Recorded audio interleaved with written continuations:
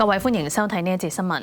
大埔宏福苑火災獨立委員會舉行第4場聽證會，第一個打999熱線嘅居民作供話，當時等咗好耐都冇人聽，亦都有居民話多次敲打火警鐘，但始終冇響到。消防喉轆亦都近乎冇水。由湯偉源報道。宏福苑火災獨立委員會主席陸啟康、委員陳健波同埋歐陽伯權到中環展城館主持聽證會。第4場聽證會繼續傳召多名宏福苑居民作供。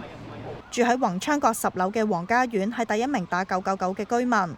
佢話當時等咗好耐，聽咗2至3次線路繁忙請等一等嘅錄音，連英文同埋普通話嘅版本都有，質疑點解當時冇人即刻聽電話。另一名作供嘅宏福苑居民係85歲嘅冼善興，住喺宏泰閣14樓。當時發現大堂有黑煙，於是返單位用毛巾塞住門啦，又開抽油煙機同埋風扇將煙排走，同時用水淋濕外面嘅棚網。佢曾經多次致電999，每次都有接通。佢憶述當日有4名消防員帶佢逃生，消防員同佢講要行樓梯落14層樓得唔得？佢回覆話要生存唔得都要得。喺經過12樓嘅時候，消防員話嗰度有一隻大公仔，提醒佢唔使驚，只要跨過去就可以。佢知道消防所講嘅公仔其實係遺體。佢落淚多謝消防員當時帶走咗嗰具遺體，以免遺體喺火災期間被再三蹂躪。而住喺宏建閣嘅文家俊作供嘅時候話，逃生期間曾經嘗試用消防喉救火，但係水量極少，連淋濕身都做唔到。佢喺30樓行樓梯逃生嘅時候，經過每一層樓都有嘗試敲火警鐘，但係火警鐘始終冇響。期間佢亦都見到2名居民嘗試用消防喉，但係同樣冇水。另一名宏泰閣10樓嘅居民張賜廉作供嘅時候話，同妻子逃生嘅時候，2條樓梯已經佈滿濃煙，於是同行動不便嘅鄰居返佢嘅單位等待救援。去到8點左右，聽到敲門聲，有人破門而入，就好似見到天使嘅光環咁，其實係消防員頭上面嘅燈，喺消防員協助之下成功逃生。佢憶述大維修期間見過棚架上面有煙盒，曾經向宏業反映。宏業話會跟進，但係話唔代表工人食煙，可能嚟自樓上嘅住戶。宏昌閣6樓居民陳全作供嘅時候話，大維修期間至少2次目睹工人食煙，其中1次有工人揸住鏟車嘅時候擔住口煙。聽證會亦都傳召咗2名外牆清潔工人作供，佢哋喺天台過咗1晚，第2日先至俾消防員救出。聽證會會喺下星期一繼續，預計上晝會繼續傳召宏福苑嘅居民作供，晏晝就會傳召其他單位。Now TV 記者湯偉源報道。有宏福苑居民作供話，聽過黃碧嬌嘅義工向居民收集授權信，更加有街坊被盜用身份去投票。亦都有居民話，大部分街坊唔想揀中標嘅公司，認為背後有不為人知嘅事。由李昌俊報道。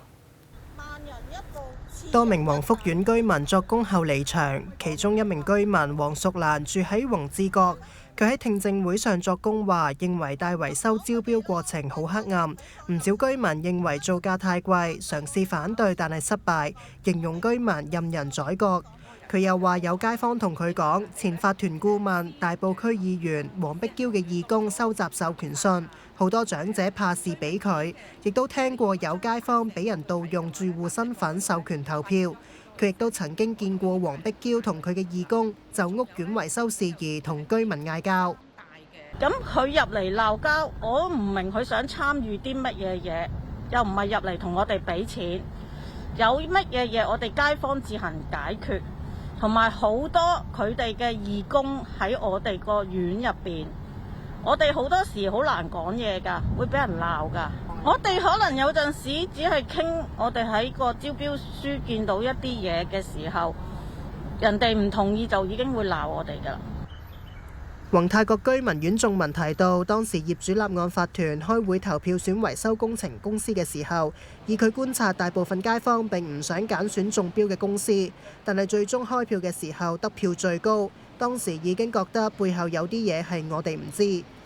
另一名作供嘅宏昌閣居民羅曉琪媽媽喺火災中不幸遇難，佢希望得悉真相先至申請成為聽證會嘅涉事方。起初對委員會冇期望，不過至今認為委員會有認真對待。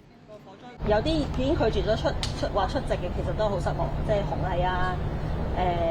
紅藝同埋宏業係咪啊？仲有議員啦、黃碧嬌啦，我相信呢啲所有大家都知道嘅名單，大家都對佢哋有期望，大家都覺得佢哋唔係唔出嚟幫自己辯解係咪啊？仲有 ICU 啦、點名嘅通水，我覺得佢自己可以出嚟解釋一下咯，係咪？我哋俾個機會佢自己親自辯解，唔好我哋大眾喺度揣測未審先判啊嘛。佢期望可以填補漏洞，又關注政府部門同承建商係咪要負上責任。Now TV 記者李春俊報導。競委會星期三入稟控告一個集團涉嫌喺大埔宏福苑大維修等嘅工程圍標。競委會話唔排除宏福苑出現2個或以上嘅圍標集團。承建商宏業同工程顧問公司紅藝未被檢控，係因為調查未完成。由謝欣彤報導。